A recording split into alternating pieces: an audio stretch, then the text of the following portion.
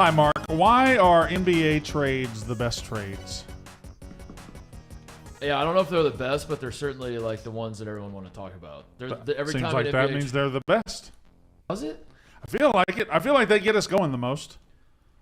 Yeah, but just because people like him, does that mean it's the, I don't know. Nothing moves the needle like a good NBA trade. Some good sexiness to an NBA trade. They are the best because you can squeeze all sorts of content out of every single NBA trade. And Damian Lillard. Obviously, we're talking about this because Damian Lillard got traded to the Bucks. Whoa, he did?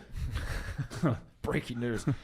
But yeah, even like Rodgers, we knew he was getting traded from the Packers, and when it happened, I don't feel like the NFL has that. Well, it was a big that's the biggest trade in the NFL in a very, very long time. Yeah. And it's not like seismic at a level that the NBA trades are. And NFL trades, sometimes you'll see a guy who you think's a great player. You see like a running back, a star running back. Oh my God, he got traded. He got traded for 2 6-round picks. Yeah. And then baseball trades are fun. Baseball trades are good because they happen like in the winter, and then you get to look forward to it all spring. But NBA trades seem like they change the landscape of the NBA like overnight. I think the NFL too. I think fans, or maybe this isn't correct, but at least I'm this way. I don't realize how bad guys have gotten. Like they get like you could trade like a dude that I thought was still good, right, for next to nothing. Yeah. And I'm like, holy shit! Like what a haul in the NFL, guys get awful overnight. Yeah, and then the guy like ends up being awful, and I'm like, oh wow. So I thought that was a blockbuster trade that this guy was moving to this team. As it turns out, he sucks, and everyone knew it but me. But yeah, Damian Lillard to the Bucks. This is big news. The Bucks are the best team in the East now. They kind of already were, right? They were the one seed who just kind of got beat in the playoffs. If you lose in what they lose in 5 games to the Heat to an 8 seed.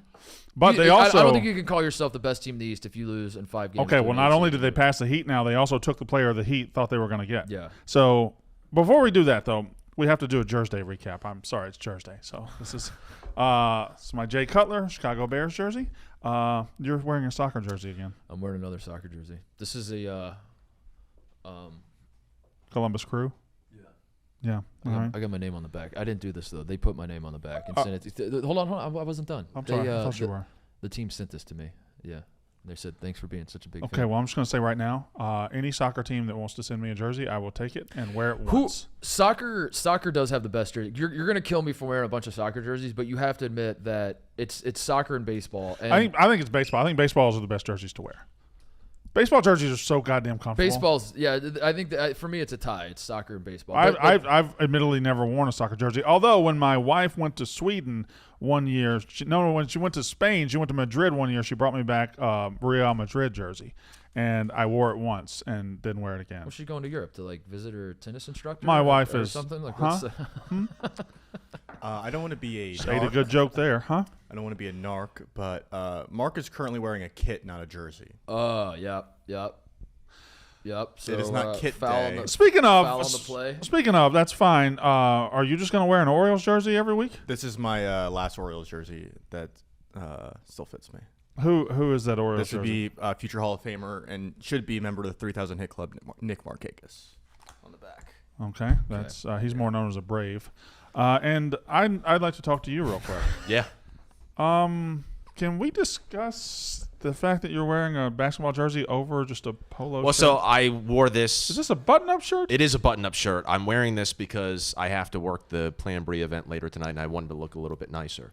So I wore this to the office and then realized, oh, shoot, I don't have an undershirt, so I just put the jersey on. You look like one of those. Get you a guy who can do both. He can participate in Jersey Day. And Also, can I say something? Go to Plan Brie. You could wear the Knicks jersey to the Plan Brie event. I don't think you're going to need. Yeah, it's not black tie. Is it a black tie affair? No, but it's a little bit. I don't know. It's a nice venue. It's going to be drunken 22-year-olds there. What do you wear? Not at the live show.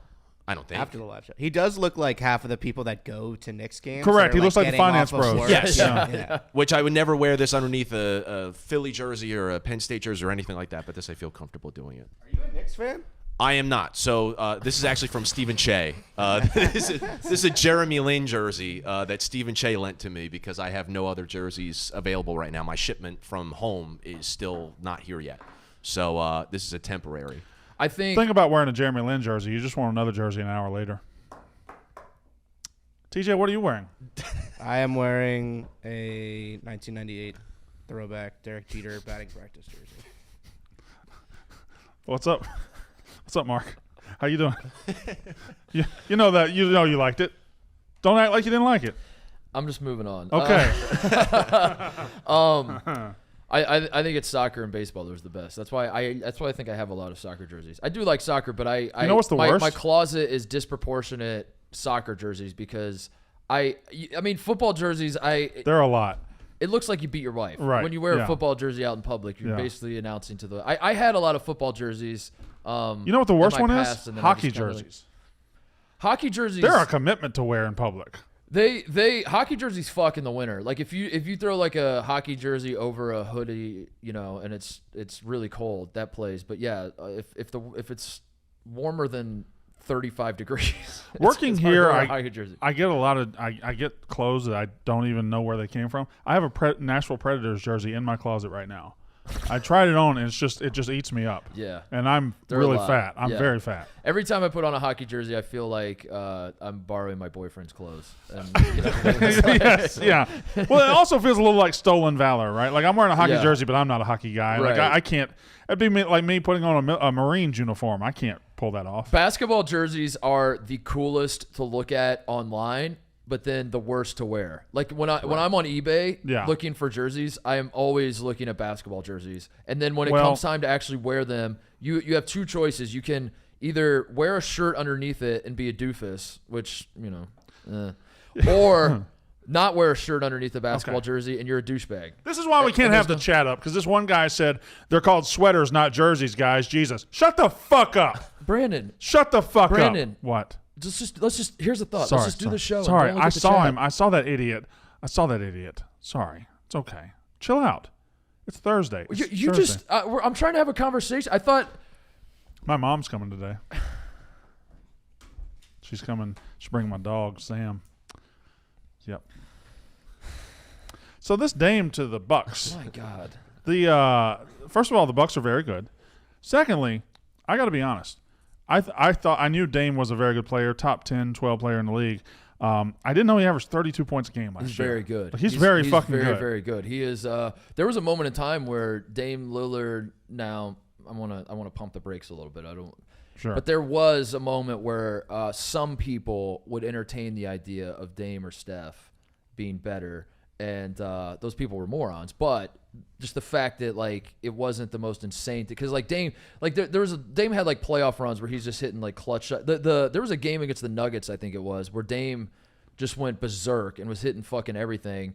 And then there was like a contingent of people that were like, man, if Dame had the help that Steph had, maybe that's not true. But the fact that like he could get himself to that level, he's an otherworldly offensive talent for sure. He's incredible. I'll just pose the question then.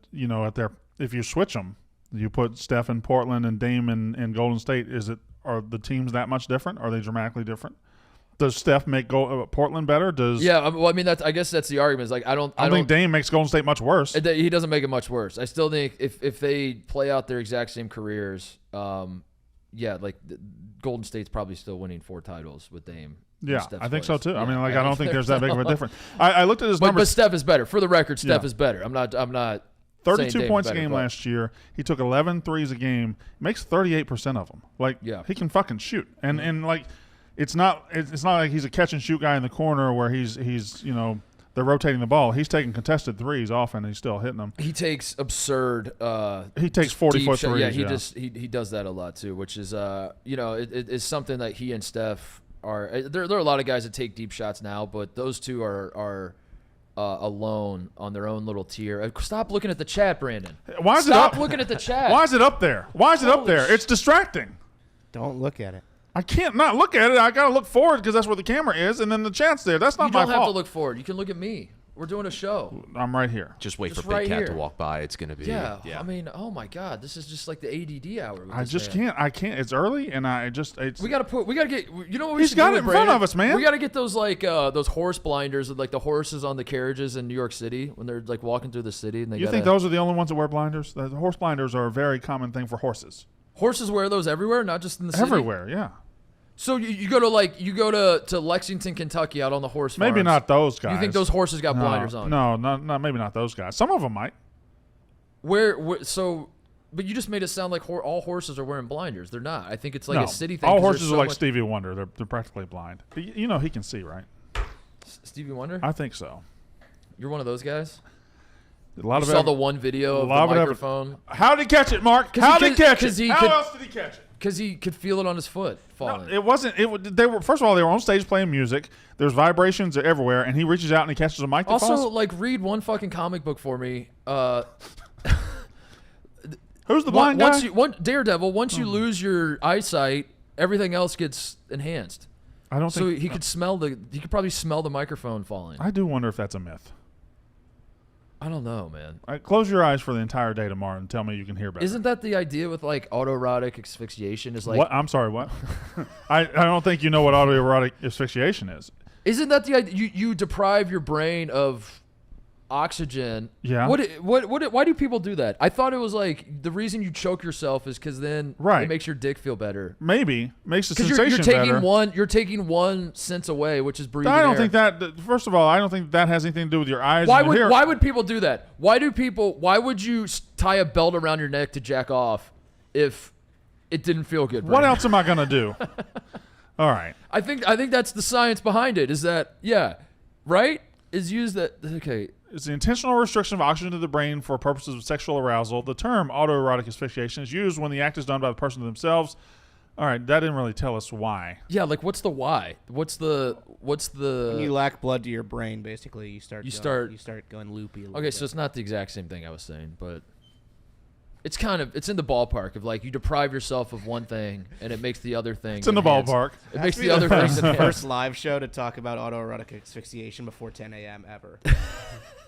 I bet we're not, sadly. We got to be the only. We got to be the only show breaking down the Dame trade. I talked about. No, it leads to the question. Who was the guy that died doing that? Oh, the lead singer of NXS died doing that. Yeah. Michael I knew Hutchins. there was like one famous. I think there's example. been multiple, though. I don't Yeah. think he's the only one. The question with Dame is, because the Heat thought they had him, we'll talk about the Heat in a minute, but do NBA teams owe their stars to trade them where they want to be traded? The answer is, of course, no, The right? answer is, of course, no. And this is a frustration for every casual basketball fan. You have to be an extremely online NBA hole, shall we say, to be someone who defends like the current iteration of the NBA, where like shit like this can happen, where Damian Lillard could just stomp his feet and be like, I don't want to be here anymore, Right. and then they have to kowtow to that.